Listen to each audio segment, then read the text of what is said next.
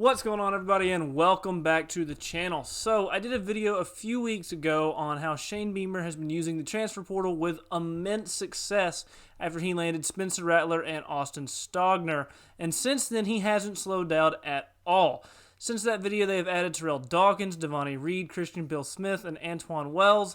That's 4 pickups that all have the potential to contribute meaningful playing time and perhaps even start for South Carolina next year and beyond. And if you add on top of this the immense amount of success that they've had just in their bowl game this a few weeks back now, and really in this whole regular season for them, considering what they were expected to do, it's really easy to see how much momentum this program has going for it right now. And so today I decided that I would do a video on why I think South Carolina may be able to take the next step next season and become fringe contenders in the SEC next year. And so let's begin with the obvious, and that is Spencer Rattler. So we all know that in this day and age of college football, quarterback play is the most important individual position to determine your team's success on the field, and it is a position that has been a massive struggle for South Carolina in recent years, really ever since Connor Shaw was there back in the 2010s. South Carolina has really never had a quarterback with as much pure talent as Rattler has, even really counting Connor Shaw. He honestly wasn't as talented as Spencer Rattler is. And that's not to hate on Connor Shaw. He's one of the most underrated quarterbacks in SEC history, in my opinion. But just the pure talent that Rattler has is something that South Carolina's really never seen. And I think that really is going to put him, in towards the top of the SEC as far as quarterback tier.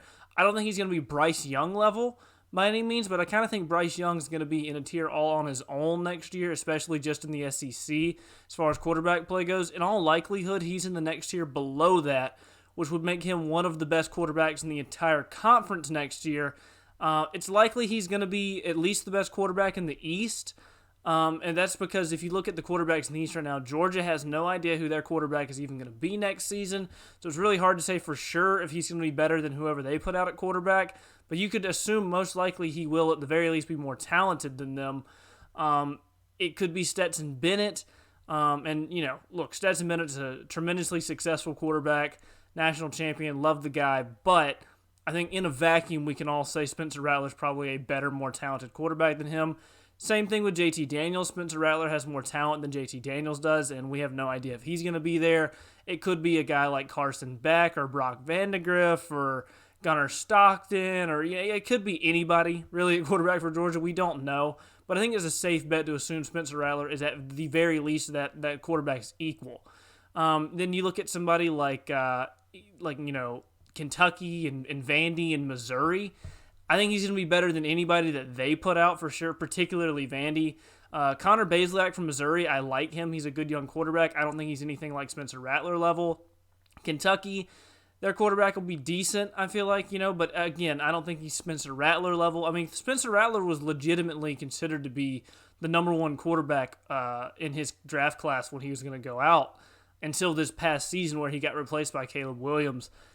So it's easy, I feel like, for a lot of people to forget just how highly rated and talented Spencer Rattler really is because of a lot of the stuff surrounding him recently and a lot of the off-the-field talk with him. But just pure on-field talent level, he's definitely, he's elite. I think he's probably going to be better than anybody Florida or Tennessee puts out. Tennessee's kind of hard to judge just because of how good Heupel does with their offense. But I feel like, again, just pure vacuum, Rattler will be better than Hendon Hooker or whoever Tennessee plays at quarterback. I'm really not even sure who they're going to be putting out on the field, but I think that kind of also lends itself as to evidence that Rattler's probably going to be better than that person. And then Florida is really up in the air right now as to who that is going to be. I would assume probably Anthony Richardson, but again, Rattler is better than him. If Emory Jones, I don't know what he's going to do. Rattler's better than him. Anybody behind them on their roster, Rattler will be better. So, long story short, he's going to probably be the best quarterback in the East. Even in the SEC West, he's at least more proven and likely going to be better than every team in the West as well, except for Alabama with Bryce Young. And so South Carolina could easily have the second best quarterback in the entire conference, other than, obviously, like I said, Bryce Young. At worst, Rattler is in the 3 to 5 range in the conference, which is honestly way better than anything South Carolina's had in recent years. I mean, they literally just started 4 different quarterbacks this past season and still won 7 games with that. So this is a gigantic leap forward for them at the most important position on the team. That can completely change things for the program going forward into next year. We've all seen on numerous occasions how much one elite quarterback can completely change life for a football team, particularly at a place like South Carolina, which has a lot of good talent around the quarterback spot. But the quarterback spot has been kind of lacking. It's been very lacking. And, you throw in a guy like Rattler there, and that can sort of change all of that really quickly for them. And now, if we go past Rattler, let's look at the overall talent level of this team next year compared to this past year, and it's improved in almost every area. The offense in particular should be much improved. I mean, the second year of any new offensive system is almost always better than your first year in that system anyway. You add in way better quarterback play, way more consistency at the quarterback spot, and then you add in a bunch of the new talent, and you can really start to see how you can open the playbook up a whole lot in the next year. I expect the offensive line, which I think was the biggest weak spot of this entire team, at least offensively last year, I expect them to be much improved because most of them are returning. They'll have another year under their belt. For a unit, like I said, they performed rather poorly last year. Almost all of them return with more experience together as a cohesive unit. And on the offensive line, that's huge. Having individual pieces is nice, but if they don't work together as a cohesive unit, it won't matter. The offensive line has to all be on the same page at all times. And with the increased experience together, I think that will really help that a lot. And again, just more experience at the SEC level for those guys, I think it's going to be a huge jump for them. I don't think this is going to be an elite offensive line by any means, though. Don't misunderstand me to think that this offensive line is going to come out there and be road grade or something like that. I don't think that. I just think that they're going to be an average level SEC offensive line at the least, considering how last year they were sort of a below average offensive line. But even towards the end of the season last year, the offensive line started to get a lot better than they were early season. Early season, there were a lot of assignments that were being blown, a lot of technical mistakes with them, and I think a lot of that can also be attributed to like the four quarterback thing.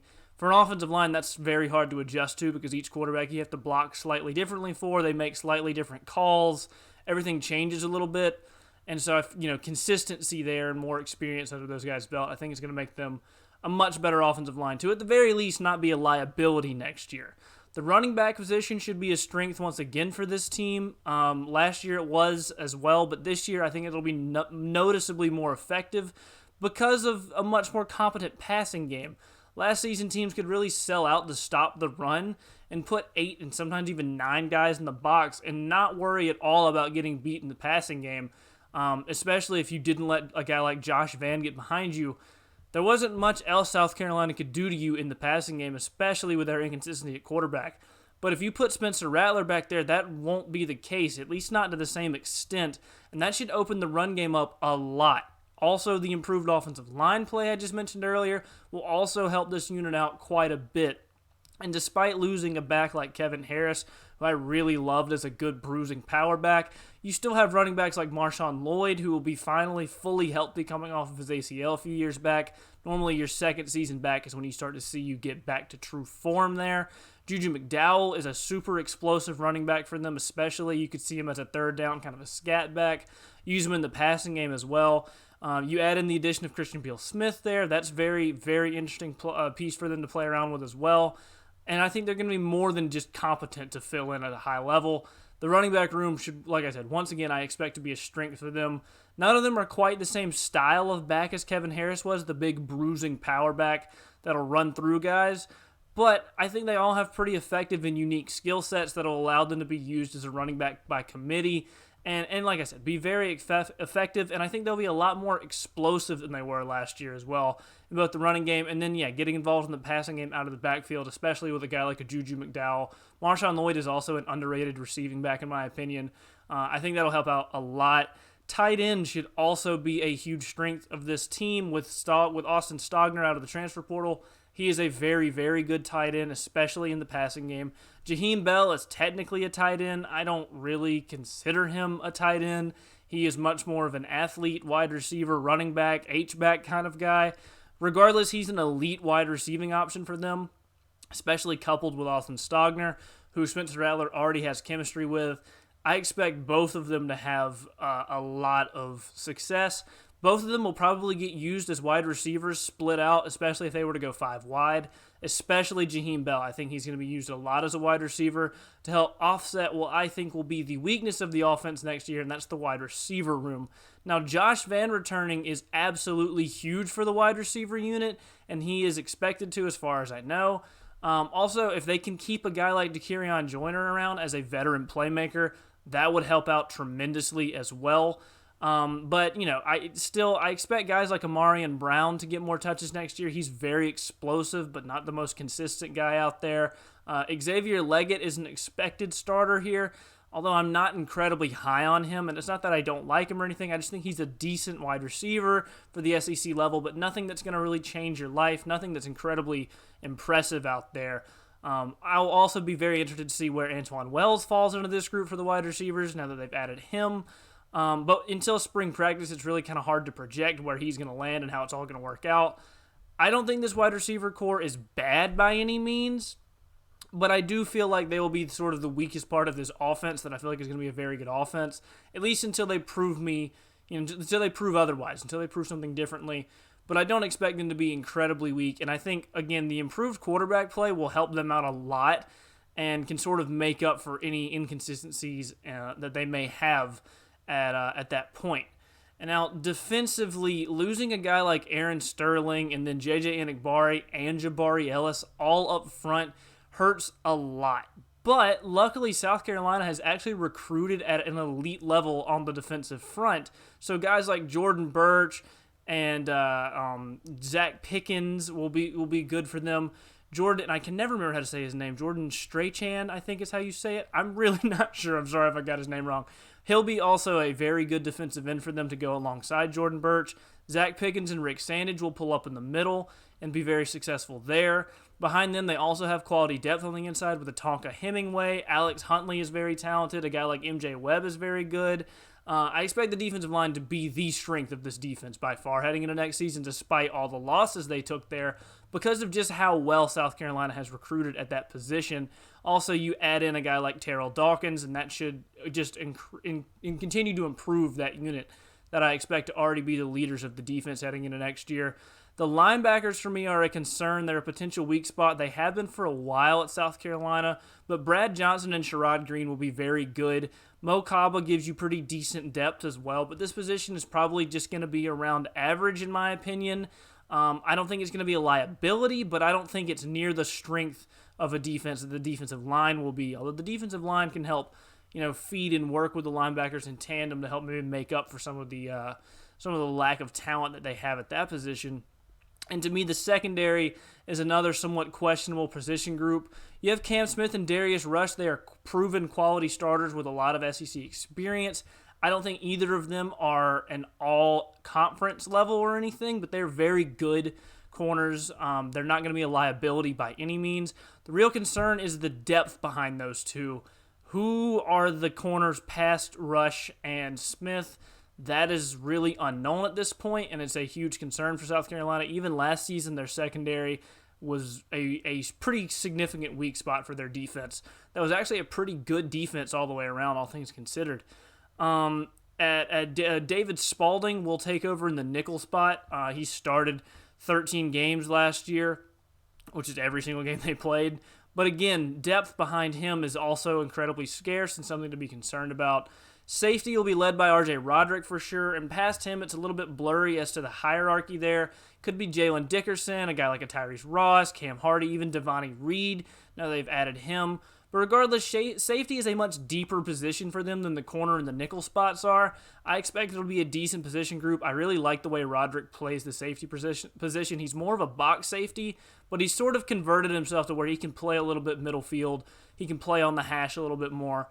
Although it's not really his strong suit, I do expect safety to be a pretty decent position for them overall. But yeah, overall with the South Carolina defense, I expect an elite defensive line with decent linebacker play behind them that can really benefit from the elite defensive line, and then a secondary that has good top-end level players and talent. They have pretty bad depth issues there in the back seven. Also, linebacker kind of has depth issues, just not to the same extent. I expect the defense to take just a slight step back from last season. but not a huge one, honestly. And I think it'll be very comparable to what they were this year.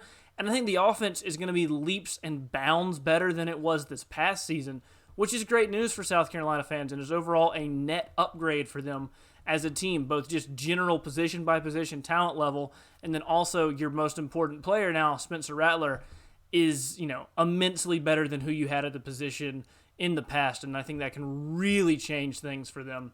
And then now for the last thing I want to touch on in this specific video as to why I think South Carolina has a real shot to emerge as contenders in the SEC, at least in the SEC East, to be sort of a dark horse type of contender, is just their schedule. It's not an easy schedule by any means, and that's not my point here.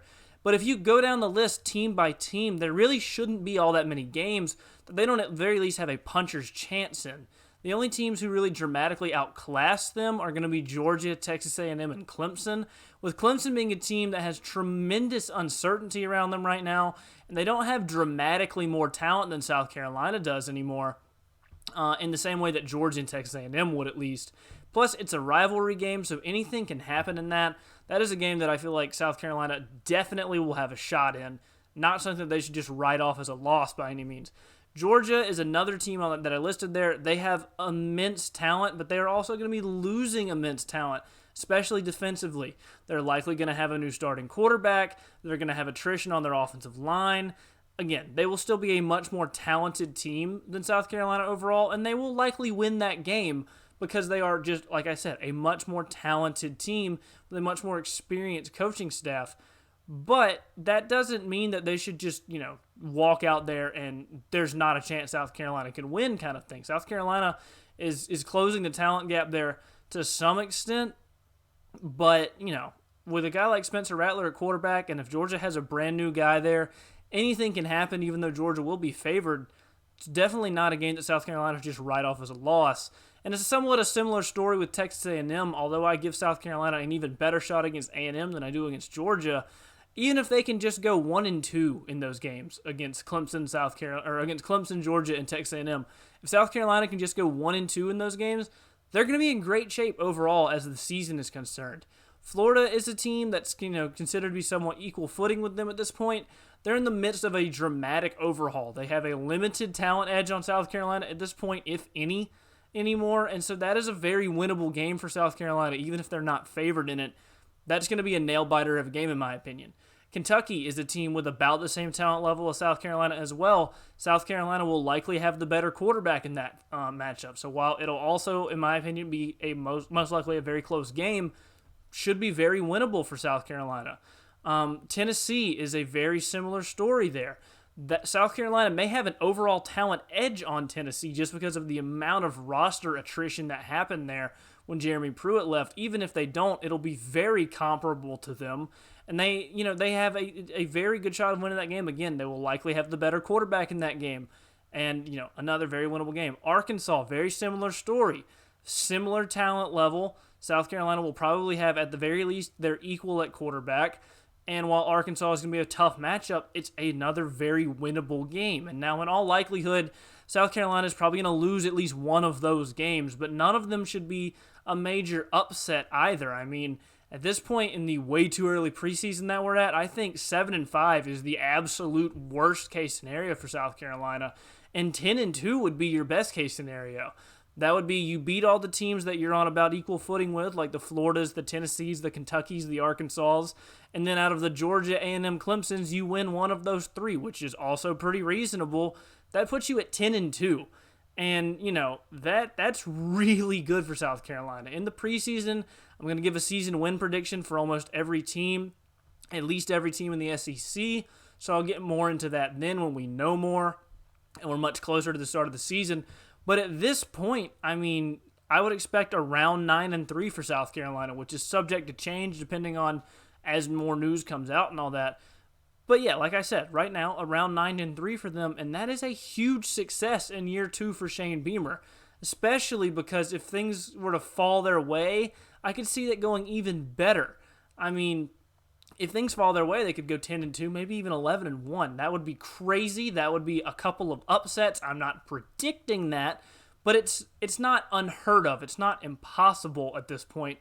And, you know, it's like I said, it's unlikely to imagine, but it's not impossible and not even all that unreasonable to say that could happen. And in the past, South Carolina getting anywhere near 10 wins was basically impossible. I mean, it could maybe have happened if a few things felt, but it would have been a super, super long shot. And this year, I really don't think it is. I don't expect them to get to 10. Like I said, I have them hovering around 9 right now. But, I mean, 10 is a very reasonable win total for them, and I think that is huge news for them. You look at, you know, all of the different reasons. It's mainly Spencer Rattler first and foremost, but improve the talent around Spencer Rattler on offense as well. You get year 2 of your coaching staff. I think your defense will be about the same, maybe slightly worse, but your offense will be tremendously better. And the rest of the teams that you're going to have to play, only a couple of them are legitimately a class ahead of you. And so, you know, like I said, 9-3, 10-2, not very unreasonable for them. Anyway, that'll do it for this video. I just kind of wanted to cover the South Carolina program because of all the momentum they have around them right now. Wanted to get out in front of this topic before it becomes like the popular thing to do, to have everybody, you know, jump on the bandwagon for South Carolina before, you know, any sort of hype train gets going for them. I just kind of wanted it on record early on. I have high expectations for this team heading into next season. But with all that being said, if you have made it this far in the video, go ahead and leave a like on the video because it will help the channel out tremendously. Let me know down below what your thoughts are on South Carolina this upcoming season, and if you guys think I'm just crazy for these kind of projections for them, if you think that it makes sense, where you think South Carolina is, and why. Why do you think they are at whatever point you think they're at? Also, subscribe to the channel for more college football content like this in the future, as I will continue to put out college football content as regularly as my schedule will allow. Thank you all so much for watching, and I'll see you guys next time.